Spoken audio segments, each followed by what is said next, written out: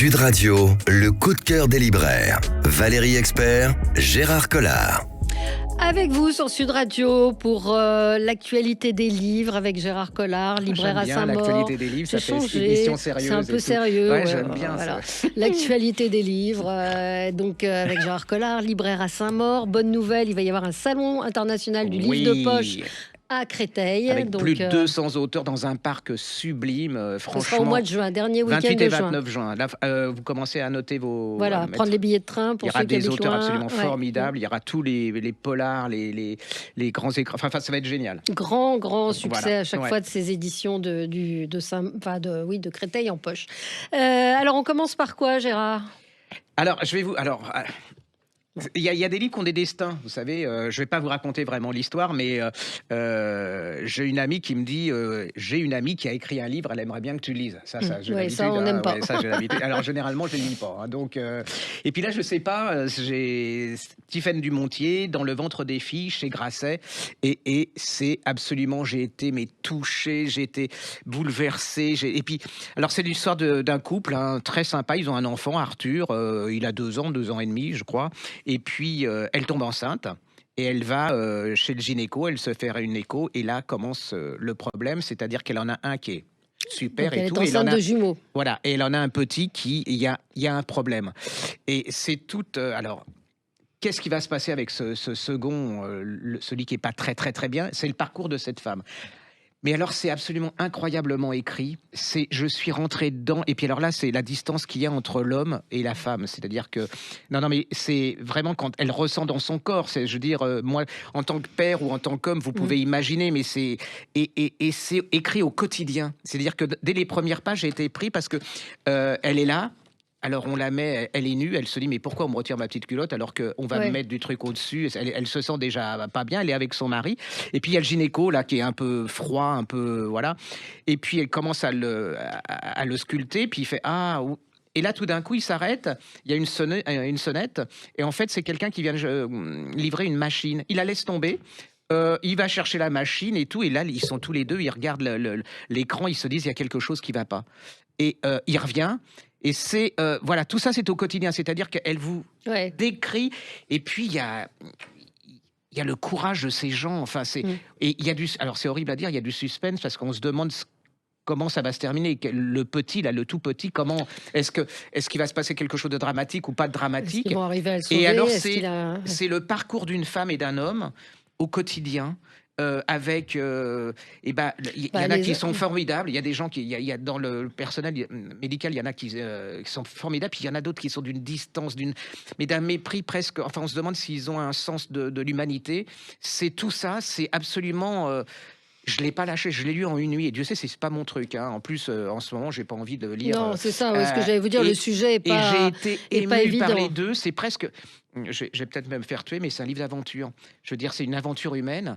Et on voit comment tous ces gens vont être ensemble pour que ces 2 gosses survivent et arrivent au bout de... C'est absolument magnifique. C'est pas... Et il y a de l'humour apparemment aussi. Oui, dedans, c'est drôle. Il y a des situations...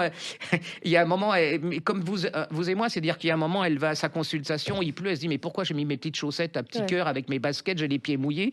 Et il y a plein de choses comme ça. Et c'est le premier livre, j'en ai lu, hein, parce que j'ai fait le magazine de la santé, Dieu sait si j'ai fait ce genre de sujet. Et alors bon, ne le donnez pas aux femmes qui sont enceintes hein, quand même. Si vous attendez un enfant, vous passez sur le truc. Bien sûr. Mais franchement, c'est un très beau livre.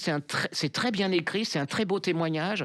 Et je trouve que chapeau les femmes quand même. Hein. Et alors c'est pas non plus le père est absolument. Parce que le père il est présent. Il est là. En plus, il y a la distance. C'est pire. Enfin, c'est pas pire, mais. Il y a l'imaginaire qui joue, comment va être le gosse, il a peur pour sa femme. Et puis il y a le petit garçon qui est tout à côté, qui a 3 ans et demi. Et puis lui, il sent qu'il se passe quelque chose. Et puis il y a, voilà. Et à la fin, allez-y, parce que c'est un très beau. Il y a longtemps que j'avais pas été ému comme ça sur ce genre de thème et Dieu sait si j'en ai lu. Elle écrit, mais en plus elle écrit très, très, très bien. Alors, Mmh. c'est vrai qu'il y a beaucoup de gens qui me disent en ce moment: «On n'a pas» mais passez pas à côté de ce bouquin parce que ça Mmh. moi ça a été une expérience, hein Ouais. et si vous êtes un père ou si vous êtes un homme, même Mmh. si vous êtes pas père, Mmh. vous lisez ça et puis comme elle dit, j'en ai marre des gens qui me disent parce qu'il y a un moment, il y en a un des 2 qui est plus petit, on n'arrête pas de lui poser ils ont pas le même âge ou ils ont Ouais. arrêté de poser des questions sur les nouveau-nés, quoi. Elle en a marre de lui dire, Ouais. ouais, ouais, franchement, voilà, je peux pas vous en dire plus, mais j'ai Bon, été bouleversé par ce vous bouquin. m'avez convaincu, alors que c'est effectivement un sujet C'est un sur beau livre, hein, lequel, c'est pas voilà, triste du tout, ça hein. s'appelle Dans le ventre des filles. Elle s'appelle Tiphaine Dumontier et c'est chez Grasset. Un livre, une BD, coup de poing. Charlie, quand ça leur chante. C'est un dessinateur de presse, Aurel. Il dessine dans Le Canard enchaîné. Et 10 ans, c'est chez Futuropolis. Et 10 ans après Charlie Hebdo, bah, il s'interroge sur ce que c'est que le dessin de presse, sur l'esprit Charlie. Est-ce qu'il perdure encore? Il est en colère, il a raison, et Oui. c'est un livre qui dérange, qui fait réfléchir. BD où il se met, je pense que c'est lui oui, il se met en scène, mais effectivement, c'est comment être Charlie, et dès le départ, il pose les limites, parce qu'on pose toujours la question de la limite du dessin d'humour, Ouais. du dessin, pardon, du dessin de presse. La caricature, la limite, c'est la loi. C'est la loi Mmh. républicaine, et basta. Et après, si vous êtes choqué et dérangé, c'est pas, tant pis, passez votre Bah, vous chemin. lisez pas, quoi. Mais Enfin, c'est voilà, comme, mais il on y a un se dit qu'il y a moment, des gens qui ont été tués, qui sont morts pour avoir dessiné. Enfin, ouais. voilà où on en est. Ça s'appelle Charlie quand ça leur chante. Le dessinateur s'appelle Aurel. C'est un grand dessinateur Oui, de absolument. presse. C'est chez Futuropolis. Et puis, vous nous aviez parlé, j'en profite pour rappeler Cabu, la réédition Oui. au Cherche Midi de Toujours aussi con, et Fou d'amour de Wolinski, qui sont réédités. Et voilà, c'est toujours d'actualité, c'est toujours des Absolument. livres formidables. Donc, allez-y, comme dit Gérard. C'est Et important c'est vraiment de. moi je trouve que c'est vraiment une époque où la liberté se rétrécit comme peau de chagrin, hein, Ah parce que bah oui, oui, même si la loi protège les gens, la violence elle est derrière, la mort elle est absolument. derrière, la menace elle est derrière, et les gens, je comprends. Alors moi je vais pas donner de leçons, mais je comprends que les gens s'autocensurent. Il y a un moment, il y a la peur de la mort, et là faut vraiment être très courageux à notre époque pour Absolument. faire des dessins comme ça, pour faire des caricatures. J'avoue que cette époque est pas très très. Non. Enfin bon, il Ouais. y a pas de mot pour ça, mais vraiment c'est décevant. C'est Ouais, une époque ouais. très décevante. Oui, oui, mais il y a une vraie réflexion dans son, Ouais. qui est les affres, j'ai envie de dire, d'un dessinateur de presse après Charlie Hebdo. Comment ne pas se faire, comment pas s'auto-censurer, comment Et surtout quand on regarde l'histoire, il y a une histoire qui vient de paraître sur les caricatures, l'histoire de la caricature. Quand on voit ce qui se passait sous la Troisième République, ce qu'on fait maintenant, il y a rien. C'était absolument plus. Enfin, c'était ouais, fort, beaucoup c'était plus fort, ouais, bien méchant, sûr. c'était voilà. Mais ce qu'il dit, c'est le constat, c'est que le dessin de presse disparaît des journaux de Ah plus en bah plus, qu'il y a des nouveaux moralistes qui sont là, qui disent ce qui est respectable ou pas. Et non, l'humour n'est pas mort. Donc voilà, il faut continuer à lire Charlie Hebdo, il faut continuer à lire ces journaux. Et si vous êtes ouais. choqué, passez votre chemin. Qu'est-ce Un qu'on petit lit? polar. Oui. Éric Mercier. Alors j'adore Éric Mercier, c'est celui Ah. qui fait des polars sur le thème de l'art. Alors il a fait Fauve, Panique à Drouot et Le secret de Van Gogh. Et là il vient de faire paraître l'énigme Modigliani. Alors il a l'intelligence, alors moi c'est comme un petit gâteau. Enfin on dit un gâteau, non, un petit sucre d'orge. Oui, Voilà, un petit bonbon. quand on lit plein de trucs Ouais. un peu durs, un peu lourds, je lis ça et ça me fait plaisir. Je suis absolument jamais déçu. Alors là il y a un faussaire qui sort de prison, hein. Et puis alors là, il n'a pas de peau parce qu'on le retrouve dans une décharge du Val-de-Marne. Il est pendu mais ébouillanté, parce que je savais pas, mais quand Sympa. sous l'Ancien Régime, ébouillanté, c'était ce qu'on faisait aux Le faussaires. supplice, Ouais, c'est ce qu'on faisait aux faussaires.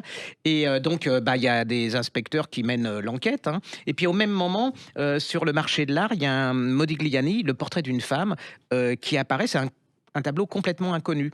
Et il y a Anne, qui est une historienne de l'art, qui décide de faire l'enquête et de savoir qui est cette femme qui est reproduite dans. Alors, vous allez replonger dans tout dans le 1930, Montparnasse, comme les nouveaux, quand les peintres Modigliani cherchaient des nouveaux modèle. modèles. Mais il y a une de ses amies, Anne, cette femme, qui est assassinée. Quelle est la corrélation entre le premier meurtre et celui-là. Et alors, elle va s'unir avec l'inspectrice et ils vont chercher. C'est une plongée dans le monde de l'art. C'est super sympa. Il y a du suspense. C'est bien ficelé.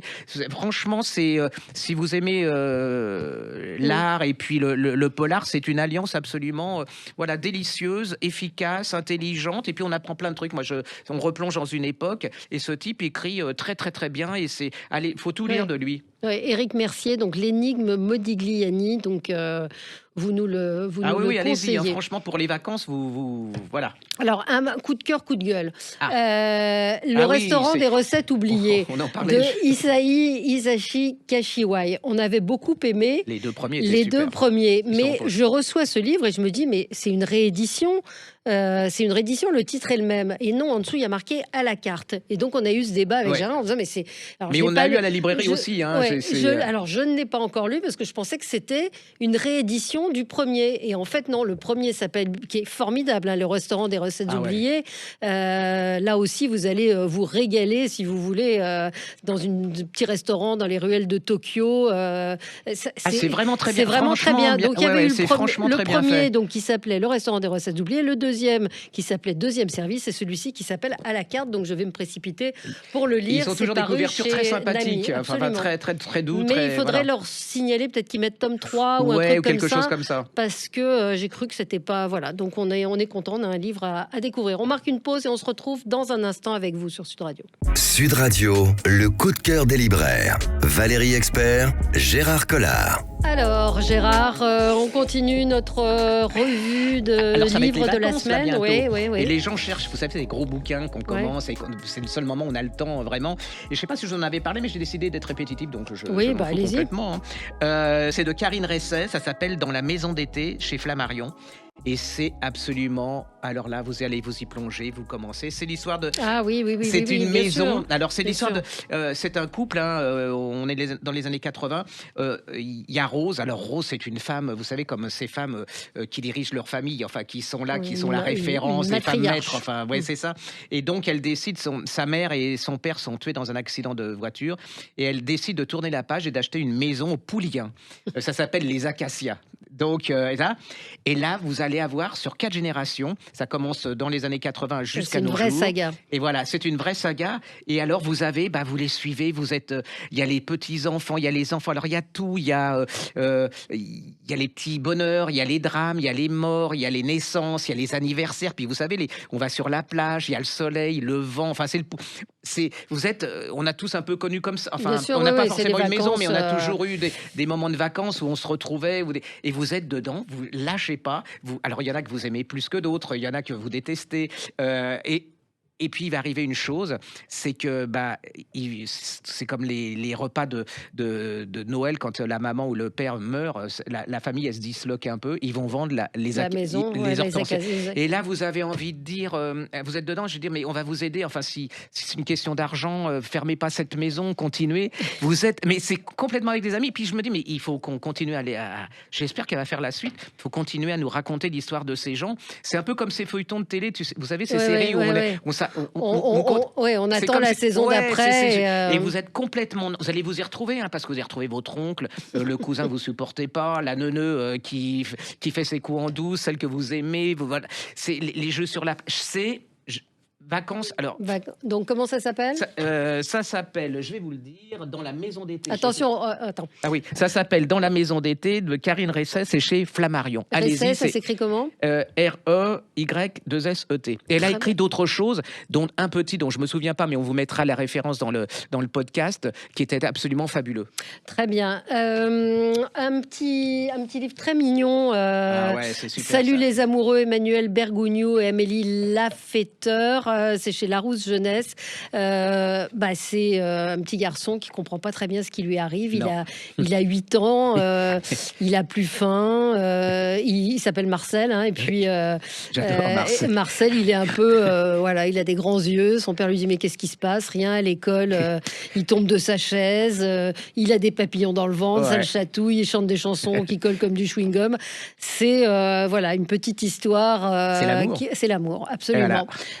il y a un petit suspense dedans. Il est tombé amoureux de son amie Eléa et en fait, il ne sait pas comment faire. Donc, il essaie de se renseigner sur comment on fait une déclaration d'amour. C'est très, très mignon. C'est très réussi. Emmanuel Bergougnou et Amélie Lafetteur. Et puis, un autre petit livre pour enfants, Nina et Bruno, Ciao Venezia. C'est une collection, en fait. Apprends tes premiers mots d'italien. C'est Serena Giuliano et Matou. J'aime beaucoup son dessin. Ils partent à Venise. En fait, ce sont deux chats qui partent, petite fille qui part, Nina et Bruno qui vont à Venise. Et vous apprenez des petits mots d'italien. Vous découvrez Venise, les peintres, les gondoles. Très, très mignon. Voilà, Nina s'est envolée pour Venise avec son chat Bruno. C'est chez Robert Laffont Jeunesse. Alors, on continue, Gérard? Ah oui, alors pour les fanats d'histoire, moi j'ai toujours été fasciné, je ne sais pas pourquoi, mais par les Incas. Et vient de paraître chez Taillandier un livre absolument incroyable de Peter Écoute. Alors, Eeckhout, ok. C'est chez Taillandier. Ça va du XIIIe au XVIe siècle. Et alors, les Incas, en fin de compte, le problème des Incas, tout ce qu'on en connaissait, c'était d'après les mémoires des colons espagnols. Donc, forcément, c'était des Russes, c'était des barbares, c'était absolument abominable. Hein. C'était des gens, c'était pas des civilisés dans l'absolu. Et là, c'est une redécouverte. Alors, faut déjà savoir que les Incas, c'est quand même un empire. Il y a plus de 100 peuples différents, 1 million de kilomètres carrés. Et c'est 10 millions d'habitants. C'était quelque chose d'énorme qui va durer sur plusieurs siècles, qui est une histoire absolument fascinante. Et là, on redécouvre cette civilisation grâce aux sciences, à l'ADN. C'est assez mystérieux quand même. Ah oui, mais là, le nouveau courant, alors ça fait tomber en brèche, je ne sais pas si on dit ça, mais tout ce qui était jusque-là acquis par l'histoire officielle. Et on redécouvre un peuple absolument incroyable, une civilisation absolument incroyable. Moi, j'ai été fasciné. C'est plutôt un document. C'est un historien qui écrit, qui relate toute l'histoire de cette civilisation. Mais ça, j'ai tout compris, donc c'est lisible par tout le monde, il n'y a pas de problème. Et vous êtes absolument fasciné par ces gens, la façon dont ils concevaient les dieux, la façon dont ils vivaient, les sacrifices humains et tout. C'est vraiment incroyable. Je veux dire, si vous aimez l'histoire, c'est indispensable. Et puis, ça va vous donner envie. Alors moi, ça m'a donné envie. J'avais déjà été dans le Yucatan, j'avais été fasciné par les pyramides et cette façon de voir le monde. Allez-y, parce que ça va vous donner envie d'y aller. Et puis, d'aller, moi, j'ai été voir des vidéos. Je vais passer des heures après la lecture de ce livre. Oui, c'est un livre qui donne envie, ce qui est quand même pas toujours le cas des livres d'histoire. Souvent, c'est tellement pour. Mais là, après, vous allez chercher pour voir les images, génial. pour essayer de comprendre. C'est vraiment un grand livre. Bon, très bien. Ensuite, qu'est-ce que vous avez dans votre besace? Alors, qu'est-ce que j'ai encore dans ma besace? On va parler. Vous avez parlé de petits livres. Alors moi, j'adore ça. C'est des tout petits. C'est des versions pour les plus petits. Ça s'appelle Tiens, c'est pour toi. C'est aux éditions Mine Édition. Et moi, ça m'a rappelé aussi des histoires vécues. En fait, c'est l'histoire d'un petit écureuil, c'est d'un renard qui a acheté un cadeau à un écureuil, c'est un saladier. Et alors, le problème, c'est qu'il a déjà un saladier, l'autre. Donc, il refile le saladier à quelqu'un d'autre, qui refile le saladier à quelqu'un d'autre, vous voyez, jusqu'au bout. Et à la fin... Qu'est-ce qu'on offre au renard? Le saladier. Et vous savez, il y a des gens, il y a des histoires des comme gens ça. qui font ça. Vous savez, à la naissance, quand vous offrez un petit cadeau et que vous allez vous retrouver dans voilà. C'est très, très joli. Le dessin, regardez sur les podcasts, les illustrations, c'est très mignonne. Et lisez des livres à vos enfants. C'est vraiment important de leur donner ce goût-là de tout petit, quoi. Et puis, il y en a un autre, c'est tout dans cette époque qui était tellement terrible, qui est tellement violente, tellement égoïste et tout. Il y a un petit livre pour les gosses, ça c'est de Smirty Hals et de Steve Small, qui s'appelle Super Pote, chez Sarba, édition Sarba. Et c'est l'histoire, c'est une histoire d'amitié. Qu'est-ce que c'est qu'un pote? Et là, à travers l'histoire de cet ours, voilà, il va leur montrer ce que c'est que l'amitié, avec toute la beauté de l'amitié, la tendresse, la générosité, les cadeaux. C'est vraiment... Et les dessins sont absolument... Les illustrations sont superbes. Oui, c'est très, très mignon. Ah oui, c'est très mignon. Ça s'appelle Super Pote de Smithy Mal. Hals, H-A-2-L-S et Steve Small, c'est chez Sarba et c'est vraiment très joli livre. Dans les romans graphiques aussi, Futuropolis, Ben Barka, La disparition, David Servenet, Jacques Rénal, l'affaire Ben Barka qui est racontée avec un roman graphique. J'aime beaucoup le dessin, le trait et la façon dont cette histoire est racontée. C'est très réussi comme album, surtout pour les plus jeunes. Oui, parce qu'il faut rappeler, parce qu'ils ne savent pas qui monarchie. En Absolument. fait, c'était un opposant d'Hassan II qui va être enlevé par, on suppose, des barbouzes de Hassan II en plein Saint-Germain, ouais. et qu'on retrouvera jamais, et on n'aura absolument jamais d'explication. Et ça a été une rupture diplomatique entre De Gaulle Bien sûr. et le Maroc. C'est vraiment, pour les jeunes, c'est vraiment une très très belle manière de redécouvrir l'histoire de France. Et puis Florence Sestac, vous savez, qui avait fait le démon de midi, qui avait été mis en ouais, scène c'est génial, ça. et joué par Michel Bernier. Là, elle publie le démon de Mamie. Et donc, elle est tellement drôle. Donc, c'est le démon de Mamie ou la sénescence enchantée. C'est sa vie. Elle raconte toujours sa vie. Hein. Le démon de Oui. midi, c'est quand son mari l'a quittée. Et là, elle raconte qu'elle est une mamie, qu'elle a des petits-enfants. Et c'est tous les désagréments du troisième, du quatrième âge, quand on doit gérer les petits-enfants, ses parents. Et c'est évidemment tout très, très, très drôle. Il y a un Et, dessin vraiment plein d'humour. mais Enfin, c'est j'adore, génial. Mais là aussi, Franchement. c'est un rayon de soleil Ouais, quand vous la lisez. Elle a tellement d'humour, d'autodérision. Florence Sestac, donc le démon de Mamie, si vous cherchez des cadeaux pour vos Et mères, comme elle dirait grand-mères. quelqu'un de célèbre, elle donne de la profondeur, la légèreté. Absolument. Voilà, Oui, je crois qu'on peut le C'est dire. une phrase, je crois, de Gérard Oh. Collard. Un petit dernier pour la route. Juste pour vous signaler que Charles-Henri Vial et Éloi Vial, qui avait fait le magnifique Marie-Antoinette chez Perrin, qui était une Oui. biographie absolument incroyable, a fait les lieux de Napoléon chez Perrin. Et ça, c'est génial. C'est une sorte de guide où Napoléon a vécu. C'est-à-dire qu'il y a une recherche absolument incroyable. Et je trouve que pour les vacances, ou même en général, vous prenez, où que vous alliez en France ou à Paris, vous preniez ce bouquin et il va vous raconter l'histoire de Napoléon et de Bonaparte à travers les lieux qu'il a fréquentés. C'est absolument génial. Vous pouvez le lire n'importe où. Moi, ça m'a donné envie d'aller voir des endroits que je connaissais pas du tout. Et puis en plus, c'est une manière originale de découvrir l'histoire de Napoléon, parce que cet homme, c'est certainement un des plus grands historiens. C'est un jeune, hein, un des meilleurs historiens français contemporains. Il faut tout lire de lui. Le Marie-Antoinette était absolument un chef-d'œuvre, Ouais. mais vraiment et accessible à tous. Allez-y, parce que pour moi, c'est un des meilleurs guides de l'année, alors que c'est pas un guide, hein, c'est un vrai essai, mais ça vaut tous les guides du monde pour connaître à la fois Napoléon et puis la France à travers les lieux qu'il a fréquentés. Redites le titre. Ça s'appelle Les lieux de Napoléon, c'est chez Perrin de Charles-Éloi Vial. Merci Gérard. On Je se vous en retrouve prie. la semaine prochaine pour encore des livres. Et encore. Sud Radio, le coup de cœur des libraires. Valérie Expert, Gérard Collard.